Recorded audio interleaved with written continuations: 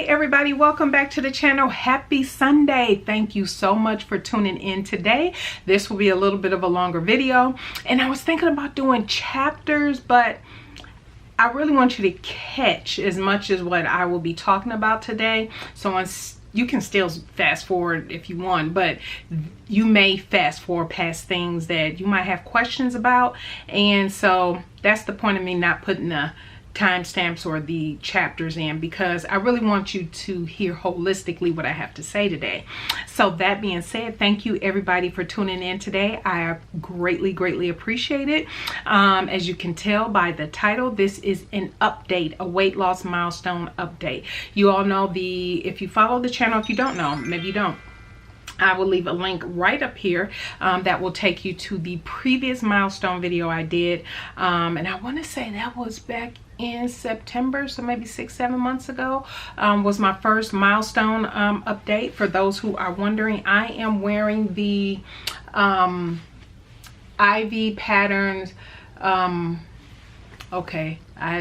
goddess gown top that I shortened.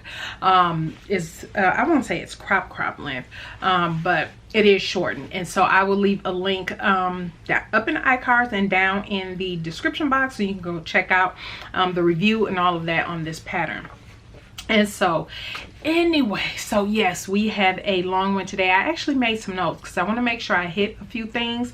So I am just going to address the question. I got this in a few videos when people have been watching the first milestone video. Will I still be talking about plus size as I lose weight and all that other different stuff? Absolutely. Continuously, and will continue to be an advocate and all of that for plus size, because I'm still plus size, and depending on somebody's chart or whatever, I will always be plus size, whatever. But yes, to answer that question, you will still see me talk about patterns that are size inclusive, and all of that good stuff. So yes, that information will stay here. For those who don't know, let me just jump out ahead and say, when I got back into sewing a few years ago, I was tipping at, believe it or not, 309 pounds. However, I didn't start counting or really measuring my weight loss success, or even being consistent, which is a key with the weight loss, until right before we went into lockdown, actually, and I was at 296. And so yes, so that is just something I want to share up front. What you'll see in this video is I'll talk about what I have done, what I have been doing since the previous milestone video, so far as weight loss, different stuff like that, because people want to know. But the biggest thing I'll be talking about towards the end will be sewing for weight loss. What has that meant for me? Does that mean I sew more knits or wovens? No. You all know I've said this many times. I'll answer that right now. No, for me personally, just because I'm losing weight doesn't mean I want a closet full of knit stuff. No. So wovens, you still need to make sure, even with knits, you need to make sure you're fit. You're working on your fit and all of that. And so, yes, I want to continue to grow in that process, growing those techniques in that journey. So let me go ahead and jump right into it, because like I said, this is a little bit of a long one. The first thing I want to address is something that's may be considered kind of sensitive or whatnot. You know, leave your comment down below. Let me know your thoughts on this. However, one of the things I want to address about weight loss is because it has been over the past couple years, when I had gotten back into sewing, it was just horrible so far as pattern companies being size inclusive, indie and commercial. There were indie companies, you all know, Rebecca Page and Cashmere have always been my staples, because they are size inclusive, and I felt like the styles were that I could adapt to, that was good for me personally in my journey. But over the past couple of years, you have seen the advent of many pattern companies. Commercial is still kind of not so much. They're okay. But Indie has really taken a lot of big steps forward in being more size inclusive, looking at really, and when I say more size inclusive, they are paying attention to the drafting of their patterns. There are some that probably need to go back to the drawing board for that, because it's not simply just making just going bigger just for the sake of going bigger. I've always said about Cashmere Patterns, her drafting and grading and everything of her patterns is absolutely phenomenal. And Rebecca Page as well, patterns. But a lot of the other sewing companies that have become more size inclusive, definitely it's a lot now. There are so many more. You have everybody from Closet Core Patterns have gone back to the drawing board. There's so many. I can't even sit here and start naming companies. I'm not going to do that because inadvertently I would leave somebody off. But this is one of the things that I have noticed about the whole size inclusivity discussion and all of that, that kind of rubs me the wrong way. And this is what it is. Now, granted, let me say this and let me be clear. This issue or challenge that I'm going to talk about, I see it not just in sewing. I see it in natural hair. I see it in beauty. I see it in all industries, modeling, all this other different stuff. I just see it everywhere. But I'm going to speak to it from a sewing industry community perspective, if that makes sense. But file in the back of your mind, this can be across industries, not just sewing related. So yes, there is a need for more size inclusive models and everything in these pattern companies. Obviously, yes, ethnicities, all of that. But we're talking about size here. Size inclusive models, larger models, plus size models, full figure, whatever you want to call it. Yes, definitely. There definitely needs to be more representation. And quite frankly, the commercial patterns still lag, in my opinion. You can tell me what you think down in the comment section below. They still lag. And yes, I believe your size do matter when it comes to making patterns, obviously. I can tell you, when I got back into sewing, before I knew about fit and all of that, y'all know it's been a journey for me, but it was very frustrating, so frustrating to see. It was much like when I used to go in the when I used to shop ready to wear. You go into the store and you see all the mannequins and everything that grab you, that, ooh, you like that look, ooh, I like that top and that skirt, but you go up to it and they only go up to a certain size. And then when you go over to plus size, thinking, oh, surely they got this or very something similar over here in plus size, and you look and you're like, where's all this elastic? Why is all this elastic coming up, and why you do, you just kind of question, like, what in the heck? And so shopping for ready wear, much like translating to sewing, where you thinking like, okay, you made this, this pattern is a beautiful pattern. How come it's not in a larger size? Now, some of that for me, some pattern companies, which I'm fine with, plus size and all of that is not their market, and they don't choose or want to market that segment of the population. There is absolutely nothing wrong with that. Just don't be surprised if people don't buy your patterns because you're not size inclusive. But every company has a right to market to whom they want to, right?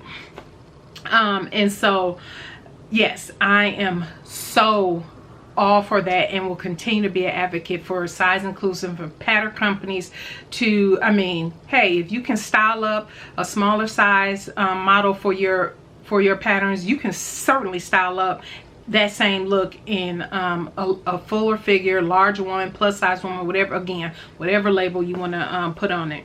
But here is where I have found what I struggle with, that I've seen in the marketplace. This plus size inclusivity, oh, they need to come out in larger size. However, one of the techniques, or I would just say marketing techniques, that I've seen that I do not like about this, because people to me, there's a difference from, okay, you size inclusive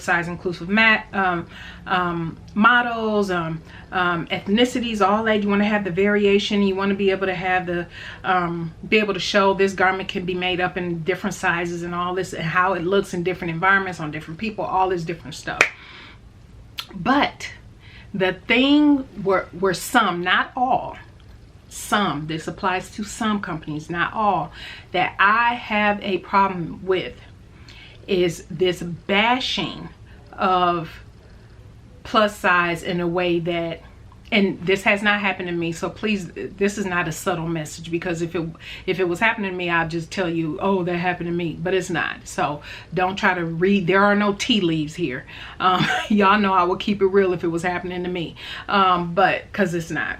But I have seen this happening to other people in other industries, like I said, but also in the sewing community, which I don't like. The mixed messaging of the size inclusive, and when somebody is plus size and as they begin to lose weight and they're showing or they're promoting something like that, maybe they become a sponsor of something like that, then all of a sudden, oh, you know, there's this attitude towards this person, like, how dare they? They're not plus size anymore. And so why, you know, there's this attitude towards somebody who's making their life for the better. As a matter of fact, I remember, maybe you are all like me, I'm probably telling my age, but I did used to read a lot of magazines, fashion magazines and everything.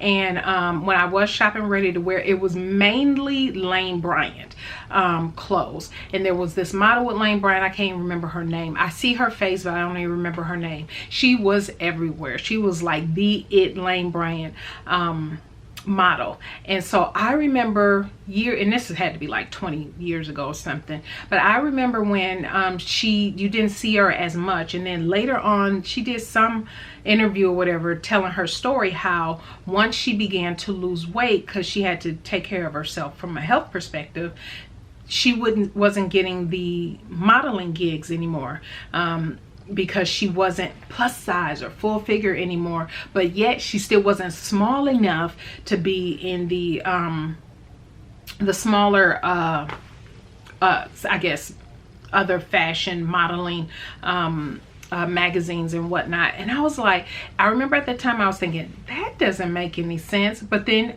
let me tell you, that was over 20 years ago. I didn't think much of it until I started sewing again, and then until this whole size inclusivity discussion started. And then I started seeing, when I read comments on posts and stuff I see, and I'm like, what? Why are we bashing? Why are we hating? Because somebody decided to take their health into consideration. You're not in the box anymore of what somebody might consider plus size, and all of this. You can still be an advocate and still promote plus size and not be, you may have started at that weight and lost weight, doesn't mean you can't still be an advocate and still promote that type of thing. No, that's not what that means.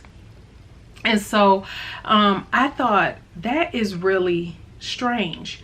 And so while yes, I definitely tipped the scales at one point, like I said, at 309 pounds, and I have been on my weight loss journey, and yes, I embraced my size when I was larger and thought I was cute, and still think I'm cute at 309 and where I'm at today and where I'm going. I still think, you know, have a positive image of myself.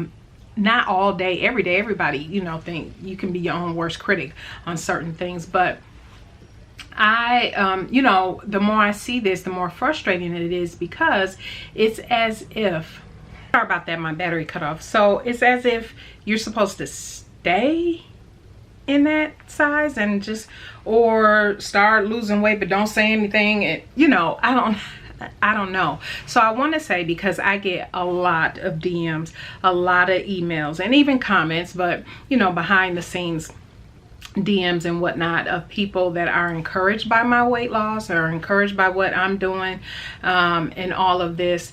I just want to I have an obligation, and I want to just say, if you are sitting here watching me and you have extra weight on your body that you know the doctor has already told you, you know you need to lose weight. I mean, why not do something about it? And don't hold strong and keep the pounds on for the culture, because we all about size inclusive, so we got to stay this size and everything. No, don't do that, because you know what's really going on. And let's be honest here, let's be real here.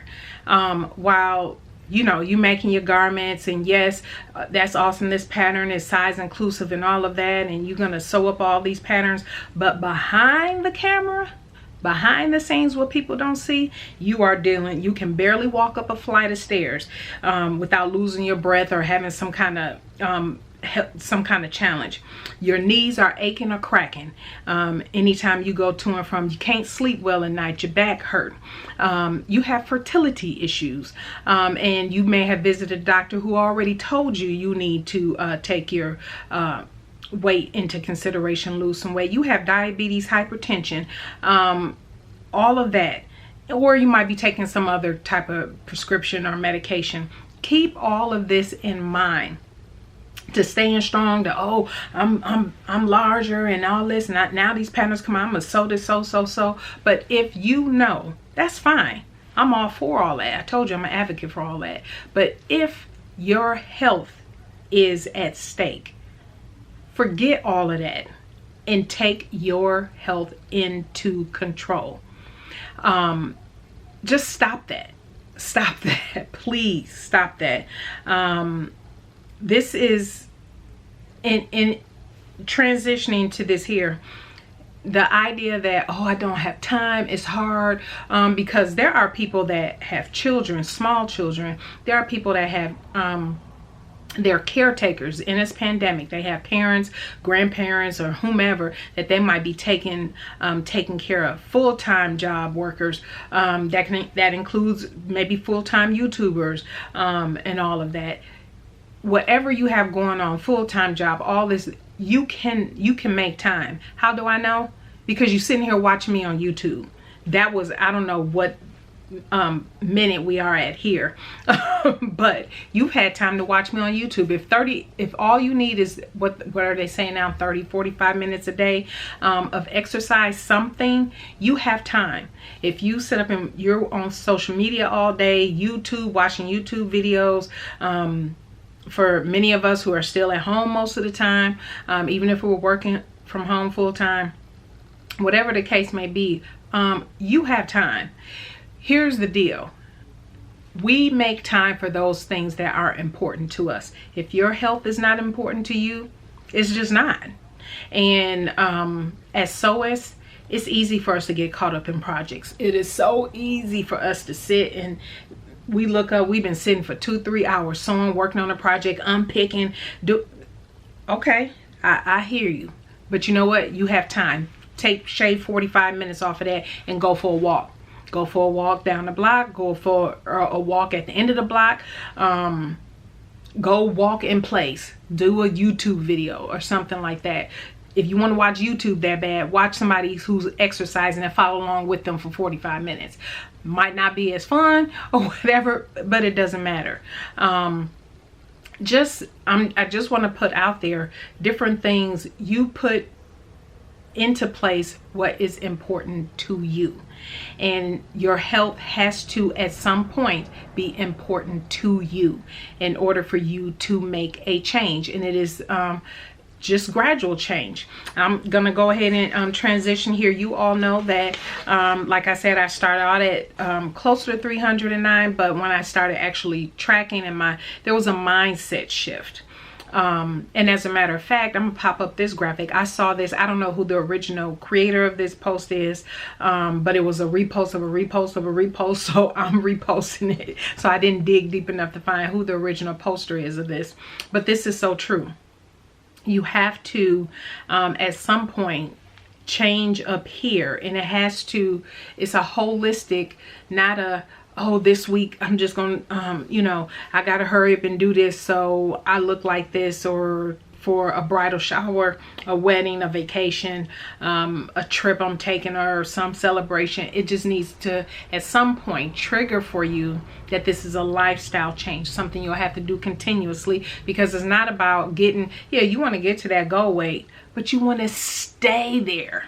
So that means you have some mental challenges with food that you need to come to grips with, some realizations why you eat, why you overeat. Is it other medications you're on? You have to visit your own doctor to know what your range of motion is. If you're like me, I've mentioned this before, I have an autoimmune disease. I know what my range of motion is. I know what can bother my joints, different things and capabilities that I have. You need to have those on personal conversations with your doctor, so you know what are some things you need to consider and do. And again, I'll share those with you. So when I started monitoring everything and really taking this seriously, I was 296, my first milestone. I was down to 271, had to be probably a pound or two below that, because I always try to give myself a little bit of cushion.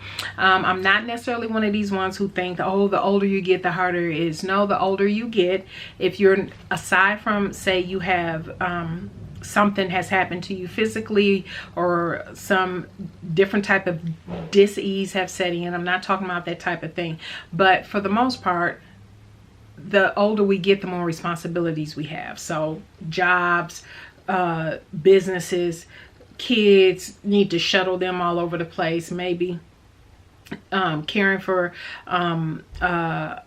children with disabilities, or maybe it's caring for older parents or something. You just have more responsibilities, which mean, back to what I said before, you have to at some point own up to where you are in your weight loss journey and what you need to do, and commit to that for you. Not wait for, oh, when this passed, then I'll do this, because we all know one storm comes in life, you come out of a storm, you going into another one or something to that effect. So just make up in your mind, this is what you want to do. So what have I done differently from the previous video? So in that previous video, I had shared with you guys that I was doing, because I do have the joint issues and challenges, I shared a turmeric shake that had coconut oil in it. I have since learned, because one of the things that I do now is I really look at my macros, and I'm seeing what upsets me a little bit. I'm paying attention. I'm still growing in that process, but learning what causes maybe gut issues and different things of that nature. And the coconut oil was just a little bit too much fat for me. That I did notice. I did feel always bloated behind having that, and it wasn't the other ingredients, it was the coconut oil. And so yeah, so I switched to that, and I focus mainly on high protein, low carb, and a moderate amount of fat. And so for many of you, that's going to sound like, I don't know, paleo or keto. I'm not adopting either of those, but there is a lot of those aspects of those various diets or whatever lifestyles that I have adapted, that I actually enjoy, and that works for me. And so I do take a joint supplement. I shared this before, but it's by Equip. It's a joint support, and I also take collagen. I take collagen that's either by Equip or by Perfect Keto. So I do take that. And I do make different shakes that have the collagen in it, my almond milk, different stuff like that. I do create those and make those up, and I'll probably try to pop up pictures of the products so you know at least what they look like, and I'll try to link to as much as I can below. It just depends on the type of workout. I might double up my collagen in a particular day. And so with my workouts, I have increased my workouts. You all know when I first started on the journey last year, around when the pandemic started, I was only walking a half a mile. I am now currently up to 3 miles, 6 days a week, and I'll explain how I do that. And so, and with the little slogging, which I call is slow jogging, again, because of joint issues, it's not I'm not a true runner or a jogger for that much. So what I do is, for when I say 6 days a week, it wasn't always like that. I've gradually built up to that. I used to walk 2 days a week, then I went to 3, and then 4, and then yeah, after football season I decided, you know what, I'm not doing anything anymore really on Saturday and Sunday at this time of day, so why don't I just walk? It doesn't hurt, right? Again, we make time for things we want. And so I have increased my walking 3 miles now for 6 days a week. I do have a rest day where I don't do any exercise, 1 day a week. 2 days out of the week, I just started this. Now that our gym is open back up for aquafit classes, and you all know how much I love aquafit. So I'm happy to see it back. So only twice a week, I have double workouts. So on Tuesdays and Saturdays, no, I take that back. I walk 5 days a week, and I have double workouts twice a week, so 5 days a week with the walking. But my double workouts are the days where I've walked, but then later I'll do my aquafit. Did I get that right? No, there's 1 day a week I double up on my workout, and then on Saturdays I just do aquafit. Now if I don't make it to aquafit, I will still walk. So I'm always, so there's 6 days a week I'm working out. How about that? Let me just say that, because I'm complicating it. And then 2 of my workouts are around strength, some form of strength exercise with weights or something of that nature. Nothing complicated, because right now I am probably 80% cardio, 20% strength training, which for me, what I'm trying to do is gradually build up to 50-50, where I'm 50% cardio, 50% some kind of strength training exercise. But there is 2 days out of the week after I'm always walking, and I still do my sit-up exercise. You all know I follow the Body Fit by Amy. I'll link to that below. I've already shown a little bit of that, and I'll try to probably show in this video some of the exercises too, if I can. But I also started Body Fit by Amy because what I needed was someone that had workouts that I can do sitting in a chair, standing up, or laying on the floor, to help me because of my joint issues and inflammation I can get, my autoimmune. So I try to be very, very careful. So what I don't do HIIT and all that different type of stuff, or stair stepping and all that. No, that would bother me.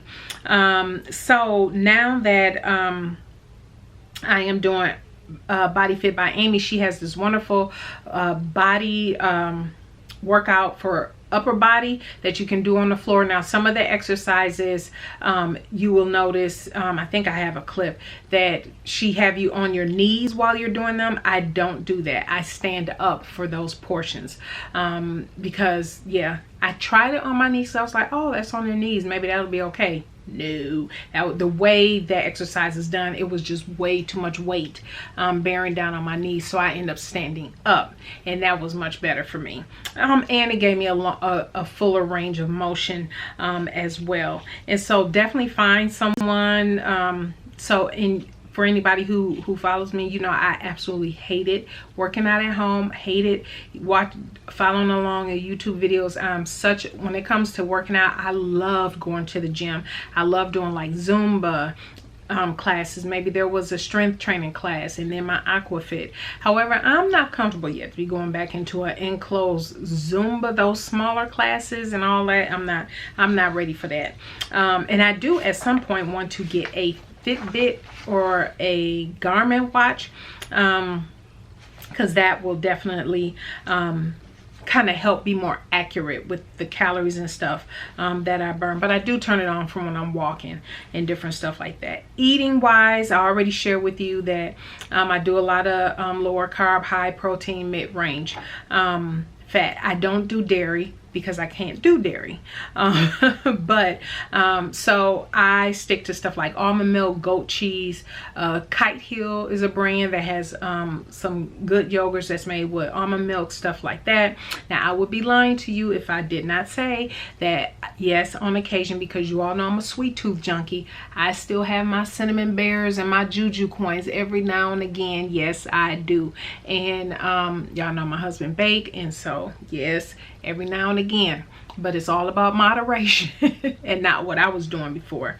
One of the other things I noticed is my skincare routine has had to change just slightly, because I am working out more. I am walking more in the sun. This Texas heat is no joke. So yes, I have my sunscreen. I wanted to share that. This is actually Black Girl sunscreen, and yes, it's made by a Black woman.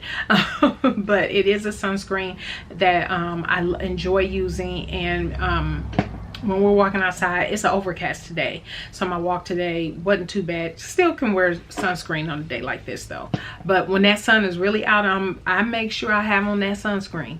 And then cleansing my face more often, doing more face masks to keep my face hydrated, all that good stuff are different things from a skincare perspective that I've been doing. So let's get down to the nitty gritty, which I know y'all want to know. How has this affected my sewing? So one of the things that I did kind of fall off track on so far as sewing is making sure I'm taking my measurements, and you all will see why that is such a big deal in a moment, because I'm about to share pictures and everything with you. I have to stay up on my game with taking my measurements more frequently, because the more different types of exercises I do, the weight loss is a little bit different, where, you know, I really need to pay attention to my waist, the belly area. I have narrow shoulders, which always has been an adjustment for me that I've had to make or consider, but I really have to pay attention to it. And I kind of fell off of that since the last update. Fabric wise, it's the quantity. Now usually, especially when I was large, I will always get 4 yards of pretty much everything. Now not so much. I don't have to get as much, but for me what's still important is wider width fabric. I have to that's still my, you know, for me, that's still my number one. And I do have a video on online fabric shops for wider width fabric that I will link up here in the iCards. And then also the quality of fabric. So as I'm losing weight, again, I'm not one who's about to sew up a bunch of knit because I'm losing weight, no. But I'm still taking in consideration the quality of fabric, because one of the things that's huge, and I'll just throw in a quick video here. I have had a come to Jesus moment. I've had to really go through my closet and take out everything I knew was way too big for me or looking very sloppy on me. And as a result of that, I only have a few things in my closet now. So and that's from me not turning over my closet as frequently as I should have. And so now I have separated those items that just way too big. So pretty much everything I've made from December up until now, I can still wear. Things before that really need to be donated, except for my jean jackets. I'm keeping those. But yes, so there is a place I've discovered here in the Houston area for donating for women going back to work, and also a church that's now that things are opening back up a little bit, they're taking clothing donations a little bit more. Goodwill is always an option, but now I can really go through that and say, okay, here's what needs to go to women returning to work, here's what might need to go to Goodwill or church or whatever the case may be. I will now have to go through that entire process, but the first step was acknowledging that and taking all that stuff that was too big hanging off me out of my closet and see what's actually left, which, as you can tell, is not much. And you all know I am getting my colors done, so stay tuned for that series, because then that will be all folded into this discussion.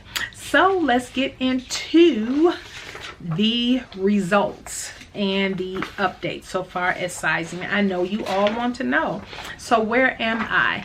I will throw in the clip, y'all, forgive them toes, that pedicure need to be done. Or at the time you're seeing this, it needed to be done. So I have lost, let me see, since the last, I do this milestone video every 25 pounds. So I have lost obviously 25 pounds, but I always give myself a buffer. So I'm down to 242 at the time that I took that clip, that video clip.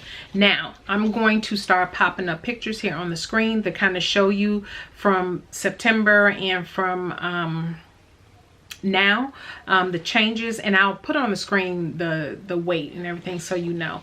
So I take measurements for certain body areas, and so just for me to track to see, you know, where I'm at. So these are the areas of my body I was most interested in. So my high bust was previously 42 inches. It is now 39 inches. I have lost 3 inches there. My under bust is currently 36. I did not have a measurement for before, so I don't know how far down I've gone under that for that one. Full bust, I was previously 50. I am now 46. So that's a 4-inch loss. My waist was a 45 and I'm now a 39, so that is 6 inches lost. My hip was a 52, it is now a 48, so that's a 4-inch loss.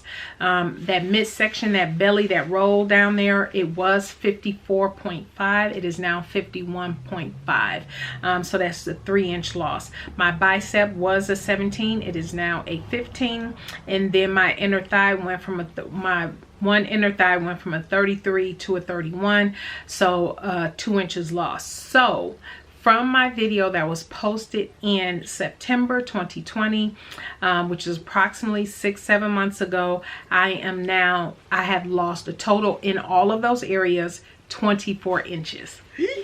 That is a lot. And had I not, and you're on the weight loss journey, do this. Take your measurements.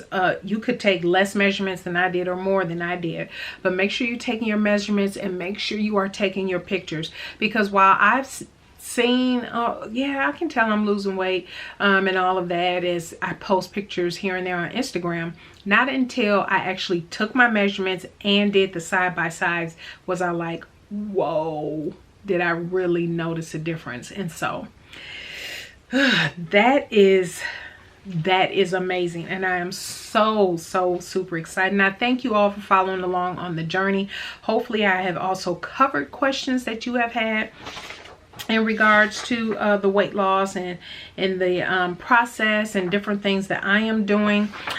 Stay tuned. I am going to have on what I have on right now. I am going to share with you patterns that I suggest that if you are on the weight loss journey that may work for you as you're losing weight. And again, those patterns will start from when I was heavier, about 300 pounds, but now, oh, if I didn't say 242, and so lost quite a bit of weight. And so these are patterns I will be suggesting for those who on your own weight loss journey. And here's the other thing, I will have pictures to show you what it was looking like at the time when I initially made those patterns. So stay tuned for that video. That is coming up. But I just want to say thank you everyone for tuning in today. If you have any questions, comments, or whatever, leave them down in the comment section below. I will get back to you as soon as possible. But yes, stay tuned for the next video. I will be talking about 20 patterns that I would recommend for sewing if you are on the weight loss journey for yourself. All right, everybody, we will see you in the next video, and thank you so much for tuning in today. Bye.